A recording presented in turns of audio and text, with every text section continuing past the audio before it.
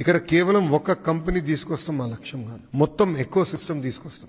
ఒక గూగుల్ వచ్చేసిందని మేము ఇక్కడ సంబరాలు చేసుకోవట్లేదు. నెక్స్ట్ ఏంటని మేము వర్కౌట్ చేస్తున్నాం. 1 గిగావాట్ డన్, వాళ్ళొక గిగావాట్ అయింది, సిఫీ ఒక 500 మెగావాట్ అయింది, ఇంకొక 4.5 గిగావాట్ చేయాలి. మా టార్గెట్ 6 గిగావాట్ చేసి చూపిస్తాం, సాధిస్తాం. వాళ్ళని తీసుకొస్తాం, మొత్తం ఎకో సిస్టమ్ తీసుకొస్తాం. ఎందుకంటే సర్వర్స్ తయారు చేయాలి, రేపు దానికి కావాల్సిన గ్రీన్ ఎనర్జీ తీసుకురావాలి, మొత్తం ఎకో సిస్టమ్ ఏర్పాటు చేయాలి. మేము బలంగా నమ్మేది వర్టికల్ హారిజాంటల్ ఇంటిగ్రేషన్. అంటే వర్టికల్ అంటే ఇప్పుడు సెల్ ఫోన్ ఉంది, సెల్ ఫోన్ లో అనేక కాంపోనెంట్స్ ఉంటుంది, housing, camera lens, battery, screen, accessories అన్ని ఉంటాయి. ఇది వర్టికల్స్. హారిజాంటల్ వచ్చి గల education department, skill development, specialised courses. So నా ఆస్ట్రేలియాకి వెళ్ళి వచ్చిన తర్వాత సుమారుగా 4 యూనివర్సిటీస్ తో మేము డిసైడ్ చేసాం ముందరికి వెళ్తాం. గొట్టిపాటి రవణ సబ్జెక్ట్ అదేంటంటే first the renewable energy, solar cell manufacturing, దానికి bachelor programme, masters programme, PhD research, rapid prototyping అంతా ఒక క్లస్టర్ లో తీసుకొద్దాం.